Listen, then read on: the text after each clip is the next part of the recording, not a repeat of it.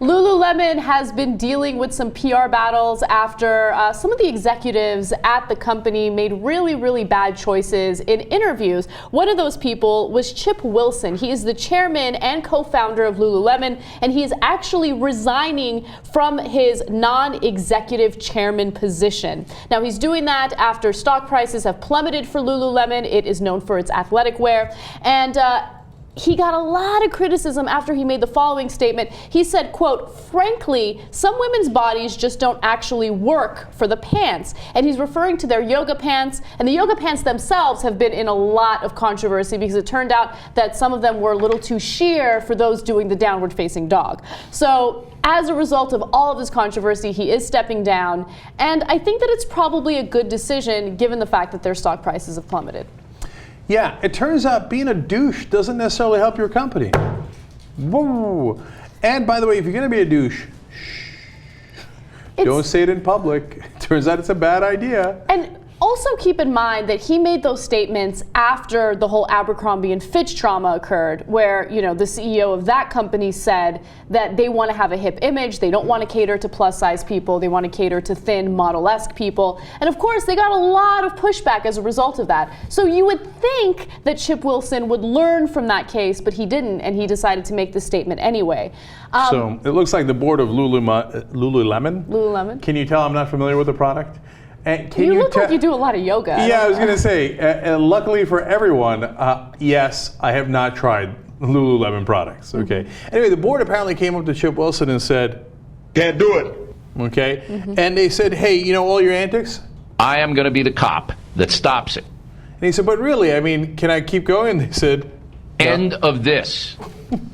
And apparently that's exactly how it went down. So do you feel that every clothing company should cater to all sizes? Because that's an interesting question as well. Because our population is getting larger. We have an obesity epidemic. So as a private company, but I didn't say anything false. That's true. You're right. I'm just part of that epidemic. So do you feel that every private company should cater to you?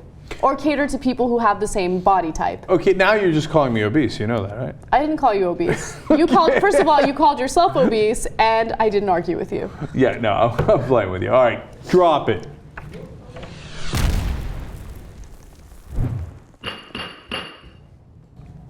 All right.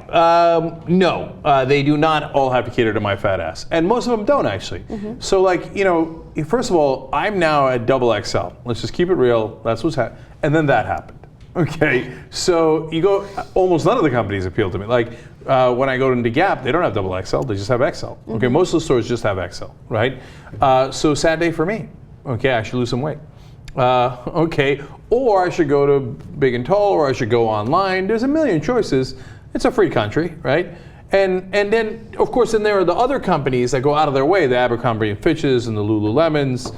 But I say, if you got Lululemon, just make Lululemonade out of it. Oh.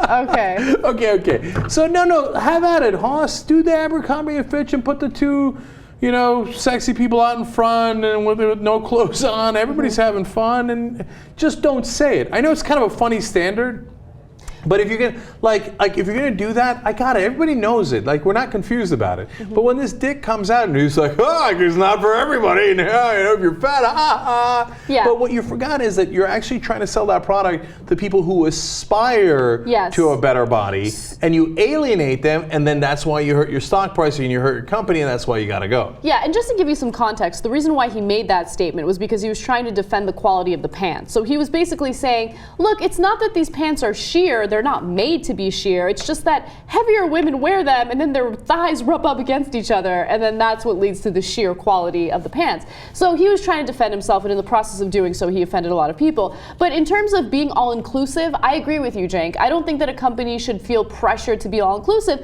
but the reality is a lot of times they do. There are some of these companies that have one-size-fits-most clothing. I forget the name of the company. I actually just recently visited it. Yeah. And all of their clothes are tiny. No,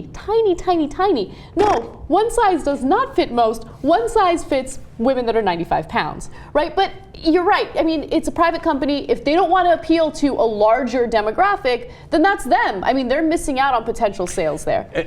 Look, even before you finish the sentence, when you said one size fits all, I thought, no, it doesn't. One size fits most. Most. Oh, it's like, oh, it's inconceivable that it would fit me. As soon as I see that, I think, cannot play with them, cannot win with them, cannot coach with them, can't do it. Can't do it. There's no way I even bothered to try that on. I smelled the obnoxiousness from a mile away, and it ain't gonna work. And look, a lot of clothes fit better on skinny people. What are you gonna do, right? Like I said, just don't be a dick about it. It's not that tough.